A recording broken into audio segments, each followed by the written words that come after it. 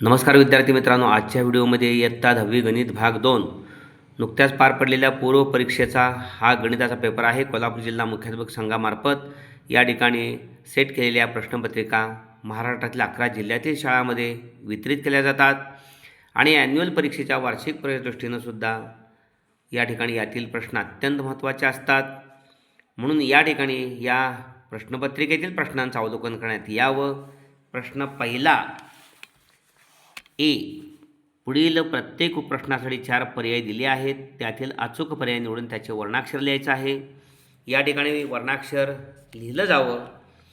अनेक वेळा वर्णाक्षराचं उत्तर असतं, मुलं उत्तर लिहितात आणि वर्णाक्षर नसल्यामुळं गुण गमावला जातो. त्यामुळे काळजी घ्या. वर्णाक्षराची मागणी आहे, वर्णाक्षर लिहिलं जावं. काटकोन त्रिकोणात काटकोन करणाऱ्या बाजूंच्या वर्गांची बेरीज 169 असेल तर त्याच्या कर्णाची लांबी या 169 कर्णाच्या वर्गमुळा एवढी असते. म्हणजे अचूक पर्याय बी 13. 3 सेमी व 4 सेमी त्रिज्या असलेल्या 2 वर्तुळ बाह्यस्पर्शी वर्तुळांच्या केंद्रातील अंतर किती? 2 बाह्यस्पर्शी वर्तुळ असतील तर त्यांच्या केंद्रातील अंतर त्यांच्या त्रिज्यांच्या बेरजे इतके असते. 3 आणि 4 7 सेंटीमीटर. अचूक पर्याय बी. या ठिकाणी साइन थिटा बरोबर 15/7 तर कोसेक थिटा बरोबर साइन थिटा आणि कोसेक थिटा एकमेकाचे व्यस्तांक आहेत. म्हणून साइन थिटाचा व्यस्तांक 7/15 म्हणजे कॉस थिटा 7/15. अचूक पर्याय नंबर सी. खालीलपैकी अर्धगोलाचे घनफळाचे सूत्र कोणते? पूर्ण गोलाचे घनफळाचं सूत्र आहे 4/3 पाय आर घन. अर्धगोलाचं 2/3 पाय आर घन. अचूक पर्याय डी. खालील उपप्रश्न सोडवा. या ठिकाणी त्रिकोणी एबीसी समरूप त्रिकोण PQR AB PQ 4/5 दिले तर एरिया त्रिकोण ABC भागिले एरिया त्रिकोण PQR 2 त्रिकोण समरूप असतील तर त्यांच्या क्षेत्रफळांचे गुणोत्तर हे त्यांच्या संगत बाजूंच्या वर्गांच्या गुणोत्तरा इतके असते. म्हणून या 2 त्रिकोणांच्या क्षेत्रफळांचे गुणोत्तर AB वर्ग भागिले PQ वर्ग असणार. 4 वर्ग 16 भागिले 5 वर्ग 25 समरूप त्रिकोणांच्या क्षेत्रफळांचे प्रमेयानुसार म्हणावं लागेल.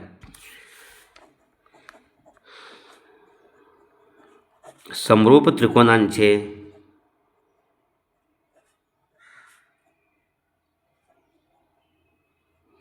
क्षेत्रफळांचे प्रमेयानुसार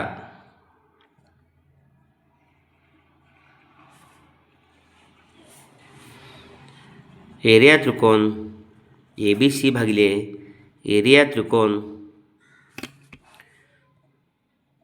PQR बरोबर AB वर्ग भागिले PQ वर्ग बरोबर 4 वर्ग भागिले 5 वर्ग बरोबर 16/25. ओके, 1 गुणाचा प्रश्न आहे हा.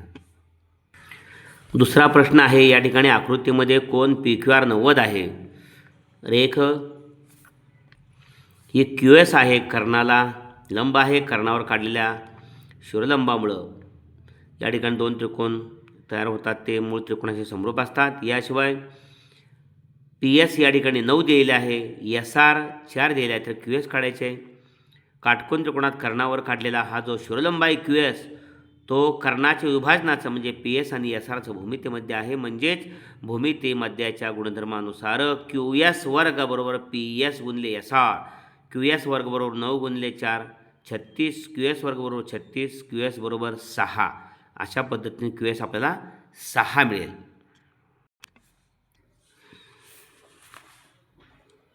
भूमितीमध्याच्या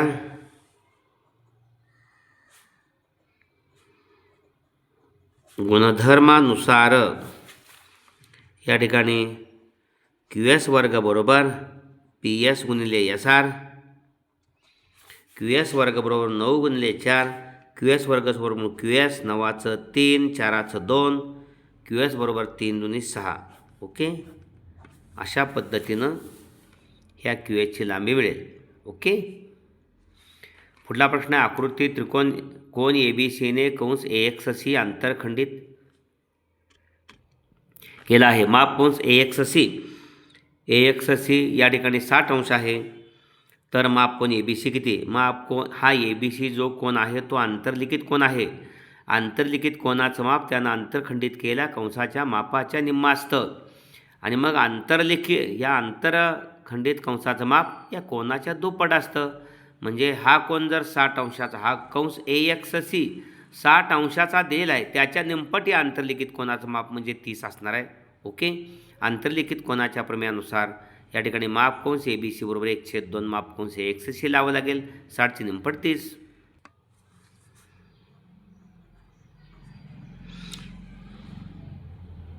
आंतरलिखित कोनाच्या प्रमेयानुसार कोन ABC बरोबर 1/2 माप कंस AXC. 1/2 AXCचे माप 60 आहे म्हणून 30 अंश. ओके. कोन ABC बरोबर 1/2 माप कोन ABC बरोबर 1/2 गुणिले 60. 60चे निमपट 30. ओके. अशा पद्धतीनं. चौथा आहे A2 3 आणि B4 7 या बिंदूतून जाणाऱ्या रेषेचा चढ काढा. या ठिकाणी A2 3 आणि B4 7 या बिंदूतून रेषेचा चढ काढण्यासाठी आपल्याला A बिंदू हा x1 y1 मानावा लागेल, B हा x2 y2 मानावा लागेल आणि मग या ठिकाणी रेषेचा चढ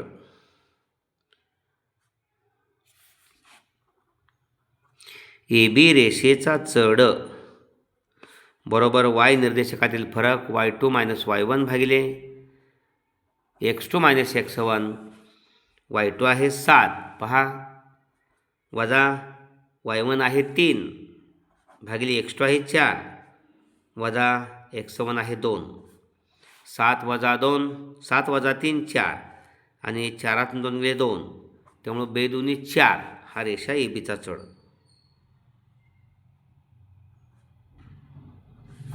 ओके. अशा पद्धतीनं प्रश्न दुसरा आहे. पहिला प्रश्न आपण A आणि B सोडवला 8 गुणांचा.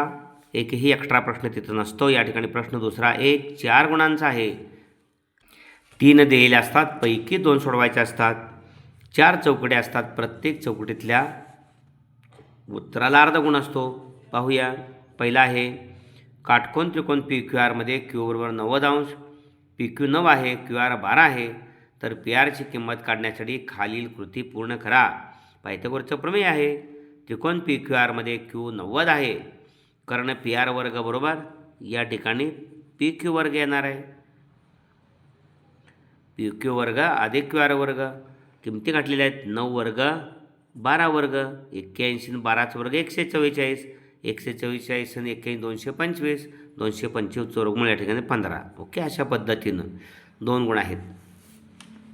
A3 - 7 आणि B3 3 या दोन बिंदूतील अंतर काढण्यासाठी खालील कृती पूर्ण करा. या ठिकाणी A3 - 7 हा बिंदू दिला आहे, तो x1 y1 मानला. B3 3 दिला आहे, तो x2 y2 मानला. अंतराचे सूत्र काय आहे? डिस्टन्स AB बरोबर वर्गमात x2 - x1 कंसाचा वर्ग अधिक y2 - y1 कंसाचा वर्ग. ओके. त्यामुळे 3 - 3 x2 - x1 3 वजा या ठिकाणी 3 इथं x2 3 आहे, x1 3 आहे, 3 - 3 0 इथं 0. ओके. आणि मग y2 - y1 y2 काय आहे? 3 आहे. चुकून या ठिकाणी इथं -3 झालेला आहे. y2 या ठिकाणी 3 आहे आणि y1 वजा कंसात वजा 7. ओके. 3 वजा कंसात वजा 7. त्यामुळं वजा वजा अधिक इथं अधिक 10 वर्ग 10चा वर्ग 100. ओके. अशा पद्धतीनं साहजिकच आहे. y2 - y1 y2 इथं 3 आहे, y1 वजा 7 आहे, वजा चिन्ह आहे हे आणि याचं वजा वजा अधिक होणार.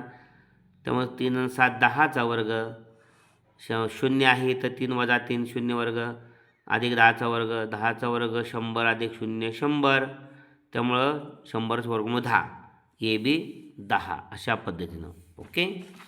त्यानंतर प्रश्न तिसरा आहे. त्यातला तिसरा प्रश्न आहे आकृतीत AB आणि CD या एकमेकींना या जीवा आहेत त्या ईमध्ये छेदतात. वर्तुळाच्या अंतर्भागात AE 15 आहे, AB 6 आहे, CE 12 आहे. तर EDची किंमत काढण्यासाठी कृती पूर्ण करा.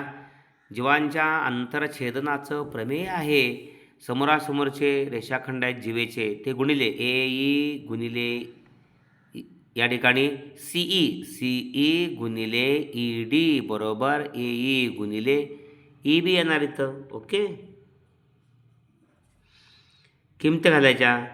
सी दिले आहे 12, या ठिकाणी 12 गुणिले ई डी ए ई 15 दिलेलं आहे गुणिले ई बी 6 दिलेलं आहे. ओके, मग 15 गुणिले 6 15 सक्क 90 आणि हे गुणिले 12 पलीकडे जाऊन भागिले म्हणजे 90 भागिले 12. ओके, अशा पद्धतीनं 12 साती 90ला 12नं 12 साती 84. 84 किती 90 उरले 6, 6 0 12 पंचे 6 7.5. अशा पद्धतीनं हा प्रश्न दुसरा ए पूर्ण केलेला आहे आपण. प्रश्न दुसऱ्यातला बी खालील प्रश्न सोडवा. कोणते 4 5 असतात, कोणते 4 सोडवायचे बेचोक 8 गुणांचा प्रश्न बी. प्रश्न दुसरा ए 4 गुणांचा आणि हा बी 8 गुणांचा, त्यामुळे 12 गुणांचा प्रश्न. त्रिकोण एम एन पीचा कोण एनचा दुभाजक एन क्यू आहे किरण.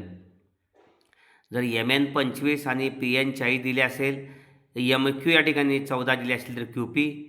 आकृती पाहिल्याबरोबर लक्षात आलं पाहिजे की हे कोण दुभाजकाचं प्रमेय आहे. कोण दुभाजकाच्या प्रमेयानुसार एम एन भागिले एन पी बरोबर एम क्यू भागिले क्यू पी. किमती घालायच्या आणि सोडवायचं. या किमती घातल्या. एम एन 25 आहे, 25 भागिले 40 बरोबर 14 भागिले क्यू पी अशा पद्धतीनं. आणि मग क्यू पी काढण्यासाठी म्हणून क्यू पी बरोबर 14 गुणिले 40, 14ला गुणिले 40 येणार आहे. क्यू पीला गुणिले 25 आहे ते पलीकडे जाऊन भागिले झाले. 5 5 25 5 48. क्यू पी बरोबर 14 8 112 भागिले या ठिकाणी 5. ओके, क्यू पी बरोबर 5 दुनी 10, 11 साठी 5 2 10 उरला 1, 12 दिले 5 2 10, 12तनं 10 गेले उरले 2, 5 24 22.4 क्यू पी बरोबर. ओके, एक. पुढला प्रश्न आहे त्यातला 2. दुसरा प्रश्न P06 आणि Q12 यांना जोडणाऱ्या रेषाखंडाच्या मध्यबिंदूचे निर्देशक काढा. या ठिकाणी P बिंदूचे निर्देशक 06 आहेत, Q बिंदूचे निर्देशक 12 आहेत आणि मध्यबिंदू A चे निर्देशक XY आपण समजले. या ठिकाणी समजा मध्यबिंदू A XY मानू. ओके, रेषाखंडाच्या मध्यबिंदूच्या प्रमेयानुसार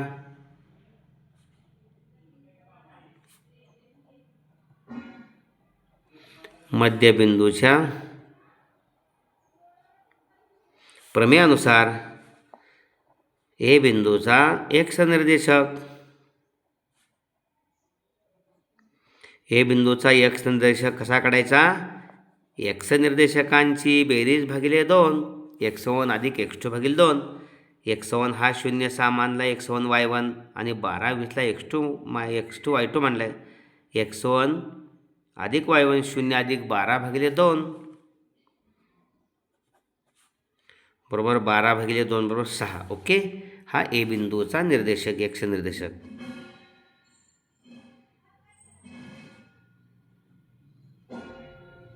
एचा एक्स निर्देशक आणि एचा वाय निर्देशक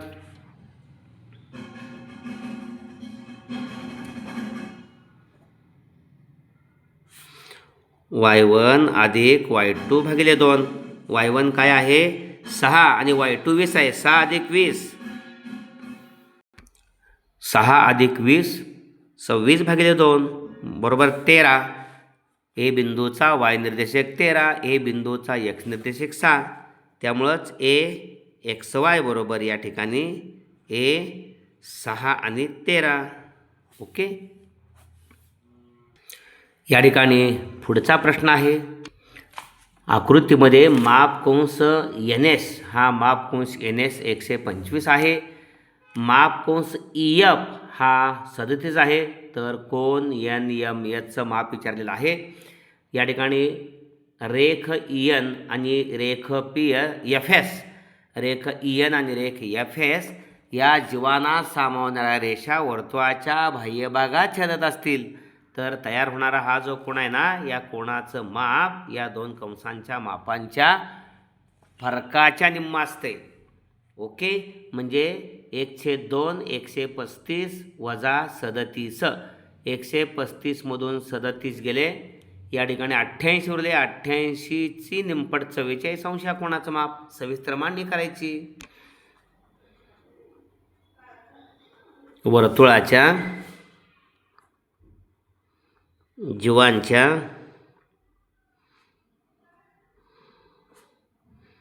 बाह्य छेदनाच्या गुणधर्मानुसार माप कोन या ठिकाणी विचारलेला आहे NMS बरोबर 1/2 माप कंस NS वजा माप कंस EF. 1/2 125 वजा 37. 15मधनं 7 गेले, हे भागिले 2 आहेत. 15मधनं 7 गेले उरले 8 आणि 12मधून 4 गेले उरले 8. 88 भागिले 2 44 अंश. माप कोन NMS बरोबर. ओके, पुढला प्रश्न आहे 4था. जर कॉस थिटा बरोबर 5/13 तर साइन थिटाची किंमत काढा. या ठिकाणी नित्य समानता वापरून, नित्य समानता दोन पद्धतीने सोडू शकतो आपण, आकृती काढून पण. नित्य समानता वापरून साइन वर्ग थिटा अधिक कॉस वर्ग थिटा बरोबर 1. साइन थिटा दिलेला आहे, कॉस थिटा दिलेला आहे, त्यामुळं साइन वर्ग थिटा अधिक 5 वर्ग भागिले 13 वर्ग बरोबर 1. साइन वर्ग थिटा बरोबर 1 वजा 5 वर्ग भागिले 13 वर्ग. साइन वर्ग थिटा बरोबर 13 वर्ग वजा 5 वर्ग. तिरकस गुणाकार छेद सारखा नाही. 13 वर्ग 1 5 वर्ग 1 भागिले 13 वर्ग. एकदा 13 वर्ग वजा 5 वर्ग म्हणजे A वर्ग वजा B वर्ग.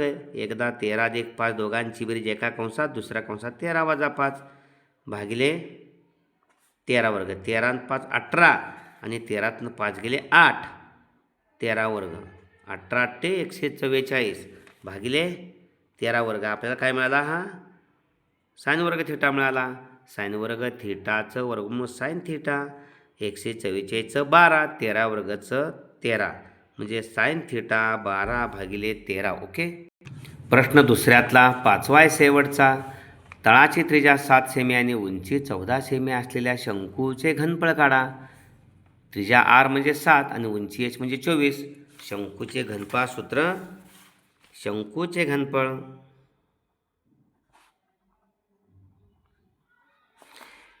1/3 पाय R वर्ग H. वृत्तचित्तीच्या 1/3. R बरोबर तळाची त्रिज्या दिल्या 7 सेमी आणि H बरोबर उंची 24 सेमी दिल्या. ओके, त्यामुळं शंकूचे घनफळ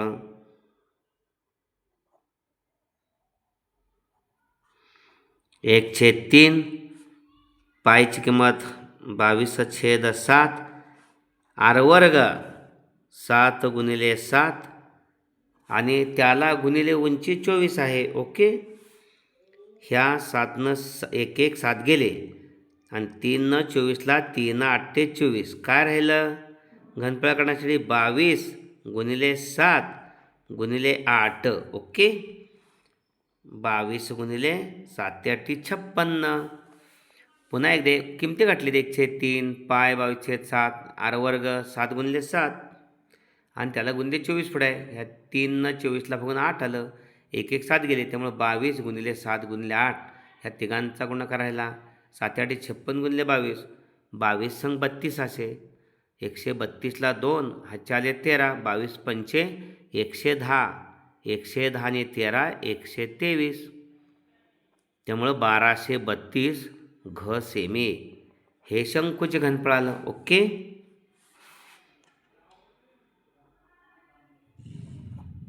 शंकूचे घनफळ बरोबर 1232 घ सेमे.